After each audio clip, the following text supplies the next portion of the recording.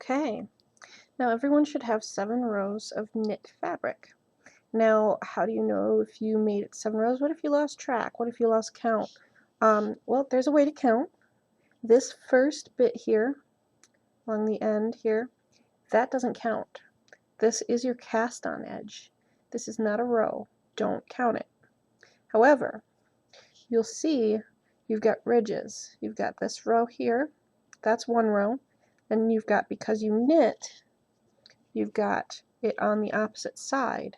So that's 2 rows. So you can count it when you see that blank space. You've got 1, 2, 3, 4, 5, 6, and then you've got the one that's on your needles, which is 7. So if you have 7, then we're ready to move on to the next bit. And the next bit is a bunch of purling. And my yarn just fell on the floor, but whatever. So purling is kind of backwards. It frustrates a bunch of people. And again, I'm going to do the thing where I do 1 row in Continental and 1 row in English so that you can learn both ways.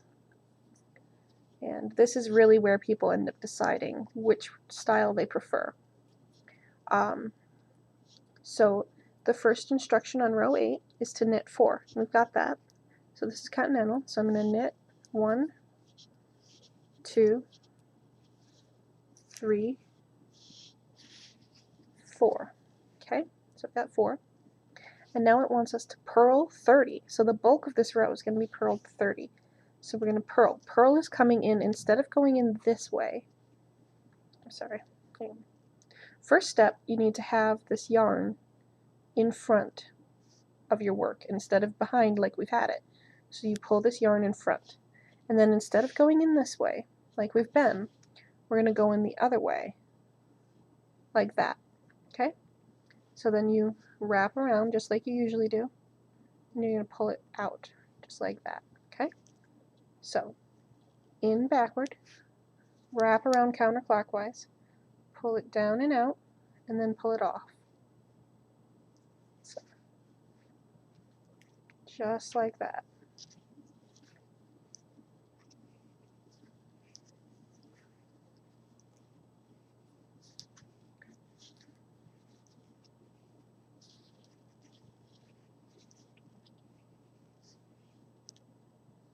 You always make sure that you don't accidentally put the needle in front of the working yarn, because what happens when you try to purl that way is you end up with 2 stitches where there should only be 1, which is essentially you're ending up with a yarn over, and a yarn over will create a hole in your fabric.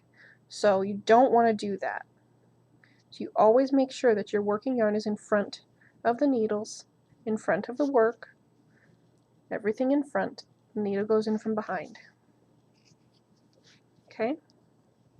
Needle in from behind. Always behind.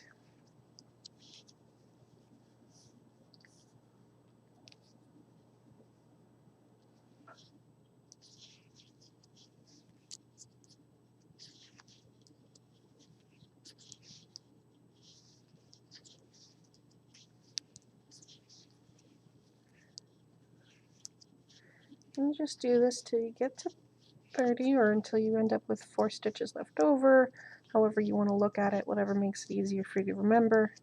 I find it hard to count as I go, so I just think about how many stitches should be not worked at the end of my row.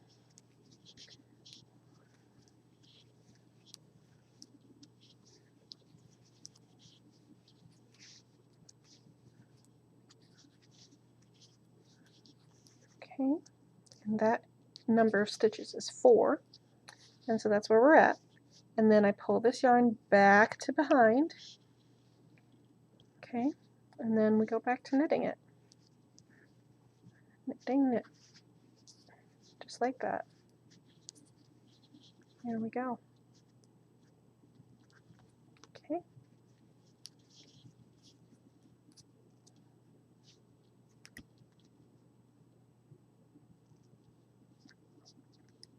Now row 9 is knit, so you're going to knit, and then on row 10 I'm going to show the English style of purling because that's a repeat of row 8. So I'll meet you back there.